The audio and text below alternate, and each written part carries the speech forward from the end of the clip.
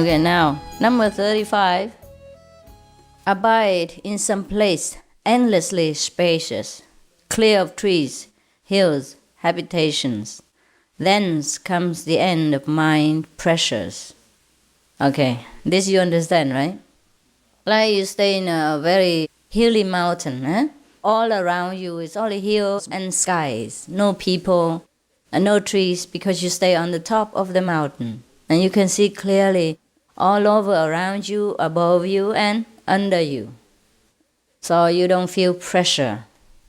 Most of the people in the city, they live very closely, knit together, and thus they feel a lot of pressure sometimes. Sometimes you do, huh? That's why they need to go to the countryside, to the mountains, to ski, or to the river to swim, or to the beach. But there they have a crowd again because everybody flocks there. So there's no end to crowds in this world. People like to live in a city, crowded places, for security reasons and for a job, for human contact and for convenience in buying and exchanging things, etc., etc. But everything has a cost in this life. So if you live in a crowded city, it's very convenient for buying and selling and for finding anything, for entertainment, for seeing people, and for eating and, dancing and making merry, okay. But also there is a cost of being pressured because each one doesn't have enough space for each other. Sometimes you feel like the other's pressure is contagious. It is invading your privacy as well. Even though you have wars between each other, it doesn't stop the pressure from the neighbors coming in. That's why most of the people who practice, they like to stay in a very remote place like the desert. Like Lord Jesus went to the desert for 40 days. The Buddha sat under the Bodhi tree in the jungle for 49 days, etc. And Prophet Muhammad went into a cave for a month or two, etc. I heard, I'm not sure, I didn't ask him.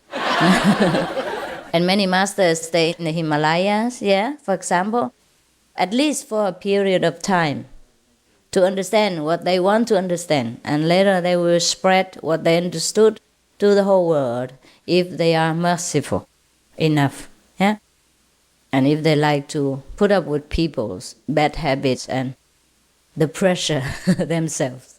Yes. So that's very easy to understand, And then slowly the pressure of the mind has ceased to exist.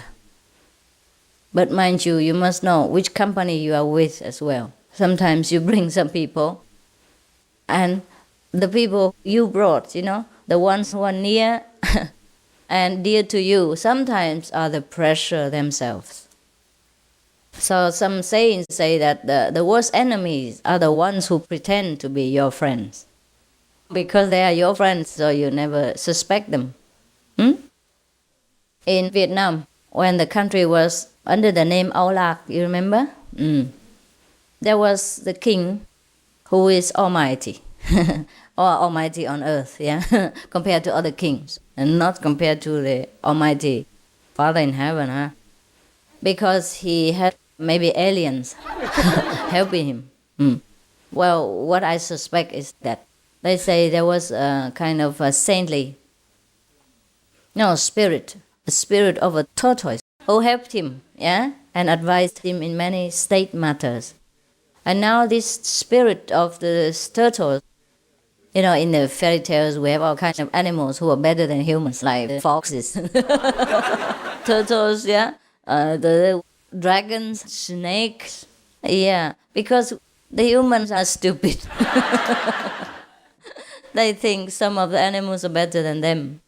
But never mind, just let's make this story into an example only. So it was supposed to be that the turtle's spirit, this is the turtle above other ordinary turtles, But in the ancient times, until now, the Asian people, especially the Chinese and the Vietnamese, they still think turtles are very sacred animals because they live very long.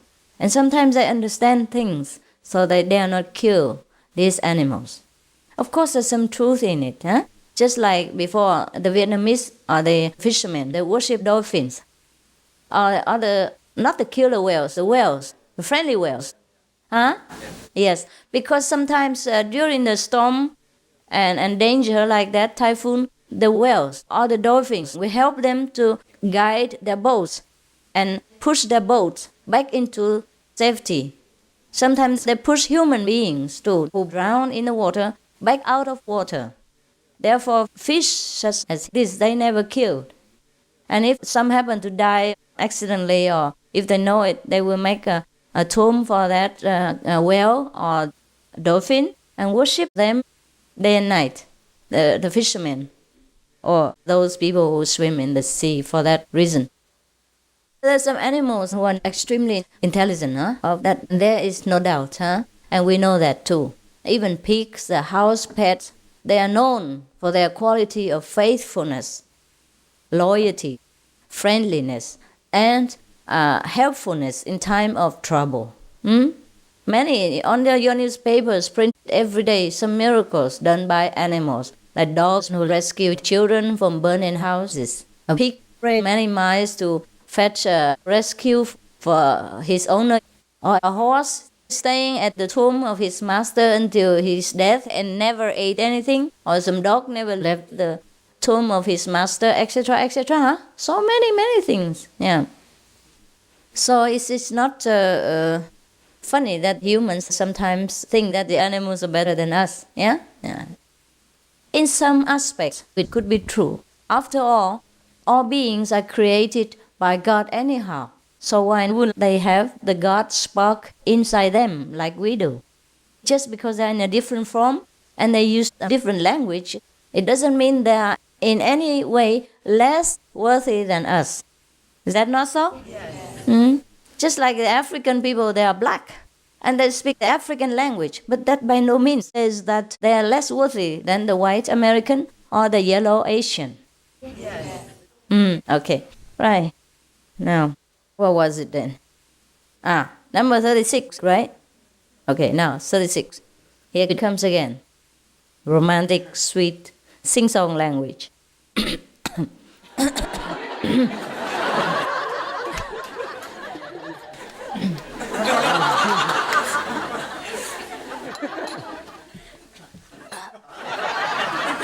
I have to prepare my voice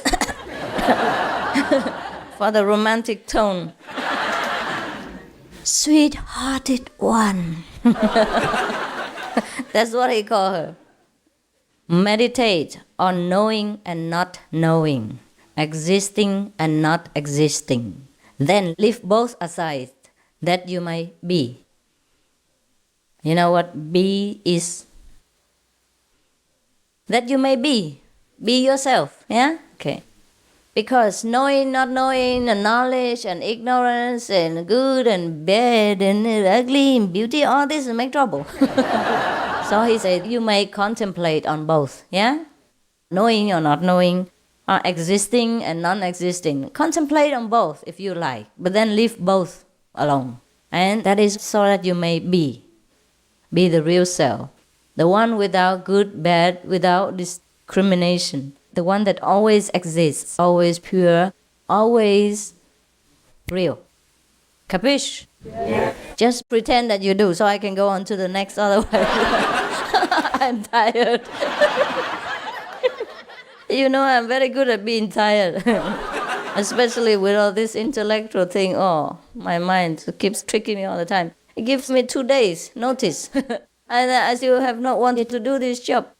Today I didn't intend to do it either, but that's how I do it. If I tell my mind, okay, tomorrow we're going to explain all these sutras and all that Bible, then he drops dead. Yesterday I was supposed to explain, the remaining or part of it to you, remember? But then I'm dead. I'm dead until this day. And today I don't say anything.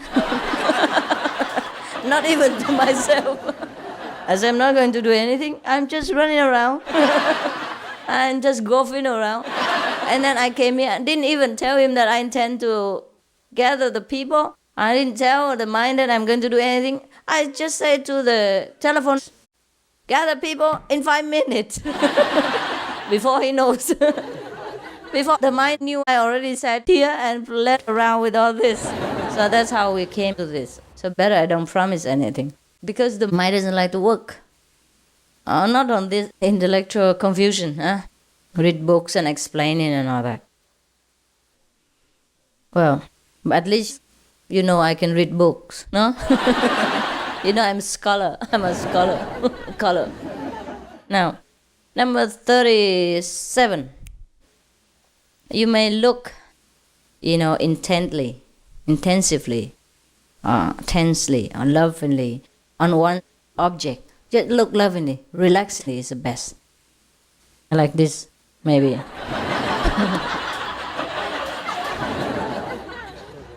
And just look at that. Don't go on to any other object. In other words, concentration. Is that not so? One-pointedness. Yeah. Mindfulness. That's all the same thing. And then here, in the middle of this object, the blessing. You'll probably find it. That's why people in the old times, they used crystal balls. Yeah? And they read something in the future or whatever they desire to know. It is true. Not that all the people who gaze at the crystal ball will be able to speak the truth or to know the future, but many of them do. Yeah? Of course, it's just like you gaze into something, then your mind is clear because you're concentrated on that object, on that subject. And then you find out what's happening in a very far away, a remote corner of the earth or many thousands of miles apart. Yeah? This is not a kind of superstition. It is just a mind concentrating matter, and everyone can achieve that if we want to. So this is just one of the things that has an effect. Yeah, if you concentrate sometimes on a shining object like a coin or a watch, Swiss watch, Rolex would be better. The more money, the higher the consciousness. You'll be higher aware of the price. Okay, maybe, I'm not sure. Just joking, huh? I don't work for Rolex company, I don't misunderstand. But everybody tells me that they like Rolex, so I don't know why, so I just bought it on for you. If you like it so much, then borrow one and meditate on it, or draw a picture of it. Or get one that they advertise on the newspapers and concentrate on it. Maybe you get one. Right. And then when you concentrate on one object like this without divided attention, then of course you will enter a state of clarity. And then of course whatever you want to know, you know. Or at least if you don't want to know anything, then you enter the blessed field of God, the samadhi, in another word. Blessed field, enter the blessing, enter the kingdom of God, enter the real being, enter the Buddha nature, is all the same thing. Right? Food for the soul. That's what it is. Number 38. Feel the cosmos as translucent, ever-living presence. If you can feel that, it's fine. Yeah? If you cannot feel it, you better recite the 5 names and concentrate on the wisdom eye. It's just one of those imagination techniques, like many of the Tibetans, they do. They use this similar kind of technique, imagination or feeling, right? Like you sit here and feel the Buddha is on top of you, or imagine the Buddha is on top of you, it's similar. Yeah? Until you really feel it. So many people use this technique of imagination to create the real thing. Right? They even create a person out of their imagination. Sometimes it's very bad. If you can't control the person of your creation, then they run around and do bad things, sometimes kill you. Just like the Frankenstein. Number 39.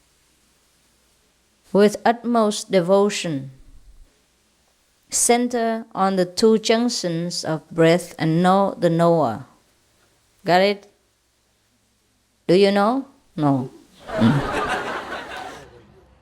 Just try to concentrate on the coming in and coming out of the breath in the middle of the two. Then you know the knower. The knower means your true self, the one who knows, the real Buddha within you. All right. Let's stop here, okay? Because I already feel like I want to know the knower right now. So I think you should meditate, okay? And know the knower. And perhaps someday, don't say tomorrow, okay? Or my mind will drop dead again. Perhaps someday we will continue with all this. Oh my God. We are only not even halfway yet. 1/3. Already a lot, huh? Talking about practitioners having nothing to do. All right. Close your lights outside and turn on the inner light.